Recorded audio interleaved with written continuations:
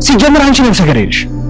የት ነብሰ ገዳይ ላይ ያየኝ? ኧረ ልንገርሽ እንዴ ይኸውልሽ አንዱን ሆስፒታል ድረስ ሄደሽ ልትገዢው እንደነበርና እህትሽ ደውላ እንዳተረፈችው በደንብ ሰምቻለሁ። ምን ኤፍራታ ናት ያደረገችው?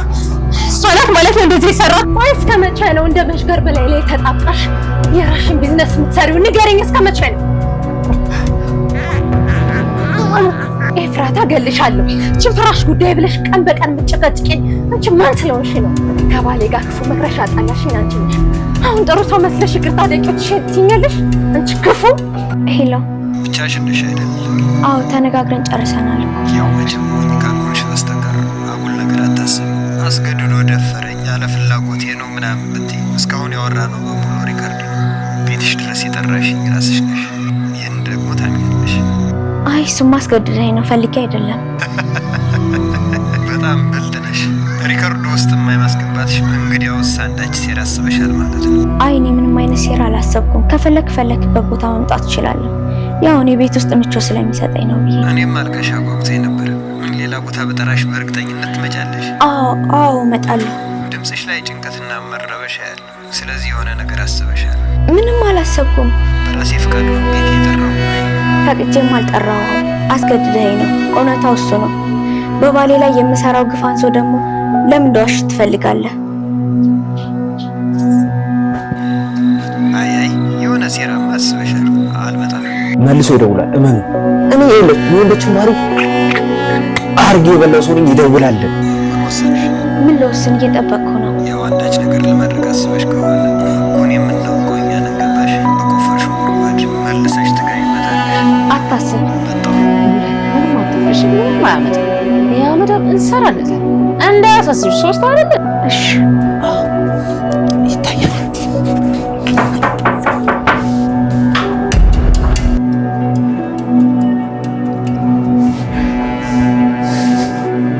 ምን አይነት ውበት ነው!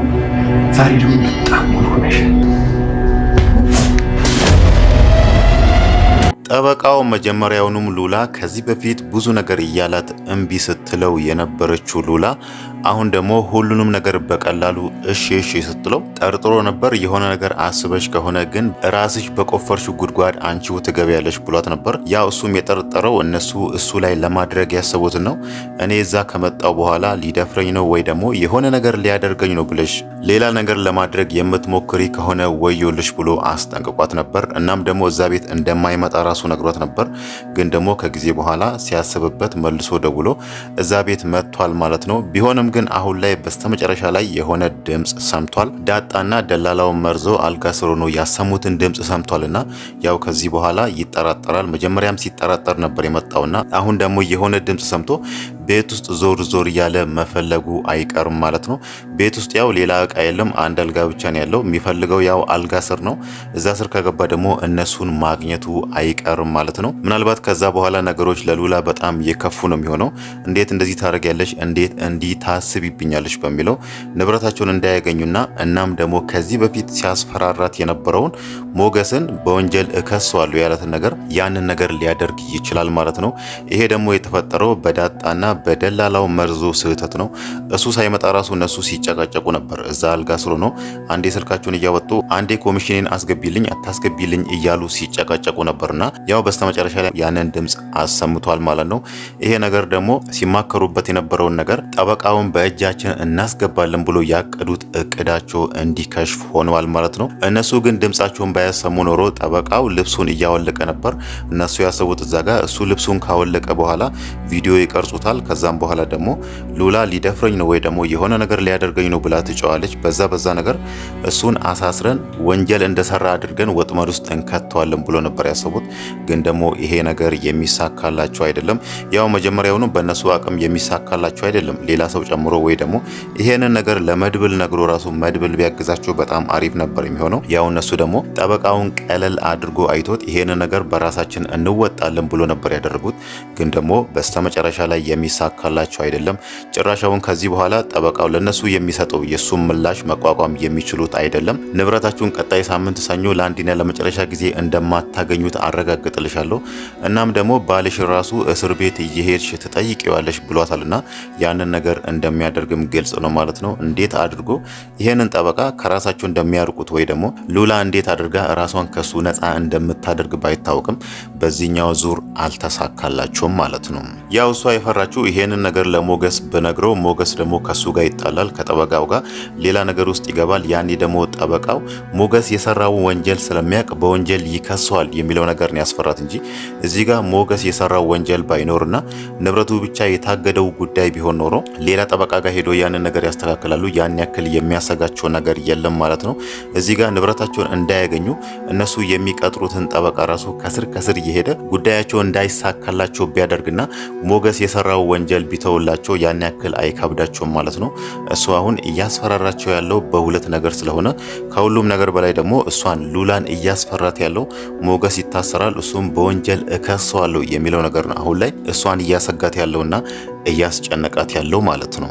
ስለ ሞገስ ማንሳታችን ካልቀረ ከዚህ በፊት ሞገስ ሆስፒታል በነበረበት ጊዜ ማህሌት በዝና ትዕዛዝ ዝና ዛጋ ሄደሽ እንደዚህ አድርጊ ብሎ በአዘዛት መሰረት ይሄን ያህል እከፍልሻለሁ፣ ብርም ይሄን ያህል ታገኛለሽ፣ ቤትም ይገዛልሻል ብሎ ቃል ገብቶላት ሆስፒታል ሄዳ ሞገስን አፍናው እንድትገለው ልኳት ነበርና ያ ነገር ደግሞ አልተሳካላትም። እሷ ሆስፒታል ሄዳ ሞገስ የተኛበት ክፍል ስገባ ሞገስን ከአልጋው ላይ አታ ነበር። እዛ ጋር ምን እንደተፈጠረ አልገባትም ነበር። እንዴት ነው ሞገስ ሊወጣ የቻለው? ማንስ ነው ሞገስን ያዳነው? እንዴትስ ነው እኔ እሱን ለመግደል እዚህ ድረስ እንደምመጣ ሊደርሱበት የቻሉት? ማንስ ነው የነገራቸው የሚለው ነገር በጣም ግራ ገብቷት ነበር። ያንን ነገር ደግሞ ዛሬ ሰምታለች በደላላው መርዞ በኩል ማለት ነው። ደላላው መርዞ መጀመሪያ የነብሩክ ቤት ሊወስዳት ነበር፣ ግን ደግሞ ዝና የሚለውን ስም ከዚህ በፊት ዳጣ በተደጋጋሚ እሱ ጋር ስትጠቅሰው ሰምቷልና ማህሌት ደግሞ ስልክህን ዝና ነበር እየሰጣኝ ብለዋለች። ያንን ነገር ዳጣ ጋር ደውሎ ሲያጣራ እዛ ቤት አልወስድሽም፣ ከዚህ በፊት ራሱ ሆስፒታል ሞገስን ልትገዩ ነበር፣ እህትሽ ደውላ ሞገስ ከዛ እንዲወጣ ባታደርግ ኖሮ አንቺ ነፍሰ ገዳይ ሆነሽ ነበር ብሎ እዛ ጋር የማህሌት እቅድ እንዲካሽፍባት ያደረገችው ኤፍራታ እህቷ እንደሆነች ነግሯታል ማለት ነው። ማህሌት ደግሞ እስከዛሬ ድረስ ማታቀውን አዲስ ነገር ሰምታ ወደ ቤት ገብታ ከኤፍራታ ጋር ተጣልታለች ማለት ነው። ኤፍራታን አንገቷን አንቃ ራሱ ስታስጨንቃት ነበር። ኤፍራታ ደግሞ በዚህ ነገር በጣም ተናዳለች። እንዴት ነው እኔ እያስጠለልኳት ተቸግራ እኔ ጋር እያኖርኳት እንዴት ነው የምታንቀኝ? እንዴትስ ነው እኔን የምትቆጣኝ የሚለው ነገር በጣም አበሳጭቷታል። በስተመጨረሻ ላይ እንደውም ከቤቴ ውጪልኝ እያለቻት ነው። ማህሌት ደግሞ ከዛ ቤት ከወጣች ሌላ ቦታ መጠለያ የላትም፣ ማንም አያስጠጋትም። ዝና ራሱ አንድ ቀን እሱ ጋር እንድትቆይ አይፈቅድላትም እና ኤፍራታ እዛ ጋር ልብስሽን ይዘሽ ውጪ ብትላትም ማህሌት ደግሞ ይዛ ልትወጣ አልቻለችም። በእርግጥ ማህሌት እየነገረቻት ያለችው እህቴ እስከሆንሽ ድረስ እኔ ስቸገር መጠለያ ሲቸግረኝ እኔን ማስጠለል ግዴታሽ ነው እያለቻት ነው ማለት ነው። ኤፍራታ ደግሞ ስራ የላትም፣ ስራ አቁማለች። ያው ዝናን በመፍራት እንደ በፊቱ ወደ ውጪ የወጣች ስራ እየሰራች አይደለምና አንዳንድ ወጪዎች አሉባት። ያንን ወጪዎችን ማህሌት ብታግዛት ኖሮ ችግር የለውም እሷ ጋር ብትቆይ ማለት ነው። ግን ደግሞ ኤፍራታ እዚህ ጋር መድብል ባለፈው በሰጣት ብር ነው እየኖረች ያለችውና ማህሌት እዚህ ጋር የአንዳንድ ነገር ወጪዎች ራሱ ካላገዘችኝ ለምንድን ነው እኔ ጋር የምትኖረው? ምን ይሁንስ ብዬ ነው እኔ ጋር የማኖራት በሚለው ከቤቷ እንድትወጣላት ነግራታለች ማለት ነው። ማህሌት ደግሞ ከዛ ቤት እንደማትወጣ ግልጽ ነው። ከዛ ቤት ወጣች ማለት ህይወቷ ኑሮዋ ጎዳናን የሚሆነው ማንም አያስጠጋት። እሷም አሁን እዚህ ጋር እያሰበች እንዳለው ብሩክ ጋር ብትሄድ ራሱ ብሩክ ይቅርታ ሊያደርግላት ይችላል። ከዚህ በፊት እሷ ያደረገቻቸውን ነገሮችን አሁን ይቅር ብሏት ህይወቱን በሰላም ሊፈልግ ይችላል። ግን ደግሞ ይቅር አላት ማለት እንደ በፊቱ ወደ ቤት መልሶ እንደ ባልና ሚስት ከዚህ በፊት እንደነበሩት ላያኖራት ይችላል ማለት ነው። በእርግጥ ማህሌት የምትፈልገው ያንን ነው። ዝና የሚያዘዛት ያንን ነው። ብሩክ ጋር ሂጂና ብሩክን ይቅርታ ጠይቂው፣ ከዛም በኋላ እንደ ባልና ሚስት አብራችሁ ኑሩ ብለዋታል ማለት ነው። ብሩክ ደግሞ በጭራሽ ያ ነገር እንዲሆን አይፈቅድም። እሱ ቢፈቅድ ራሱ መድብል እሺ አይለውም። መድብል ያው ማህሌት ምን አይነት ክፉ ሴት እንደሆነችና ከዚህ በፊት ብሩክ ላይም ቅድስት ላይም እናም ደግሞ ምሳሌ ራሱ እንዳትታከም ብዙ ነገር ስታደርግ እንደነበረ ስለሚያውቅ እዚህ ጋር ብሩክ ይቅር ብሏት ራሱ በቃ መጠለያ ካሌለሽ ኤፍራታ ከቤቷ ካባረረችሽ ለተወሰነ ቀንም እኛ ጋር ቆይ ቢላት ራሱ መድብል ደግሞ አንድ ቀን ራሱ ማህሌትን እዛ ቤት ሊያሳድራት አይችልም ማለት ነው። ዛሬ ደግሞ መኪና ውስጥ ቁጭ ብላ ከዝና ጋር ስታወራ አይቷታልና ይሄንን ደግሞ እያየ እዛ ቤት መታ ብሩክን ይቅርታ ስትጠይቀው ምናልባትም አይታወቅም ወደ ቤት ገብታ ራሱ ብሩክን ቁጭ ብላ በተረጋጋ መንፈስ እንድታወራው ራሱ ላይፈቅድላት ይችላል ማለት ነው። ዝና ምንድን የላከሽ ምን አድርጊ ብሎን የላከሽ ሊላት ይችላል። ያው እሱ የሚያስበው ማህሌት እዛ ቤት መጣች ማለት ዝና የሆነ ወጥመድ አዘጋጅቶ ማህሌት ልኳት በማህሌት በኩል ደግሞ ያ ነገር ያ እቅዱ ያ ወጥመዱ እንዲሳካለት እያደረገ ነው።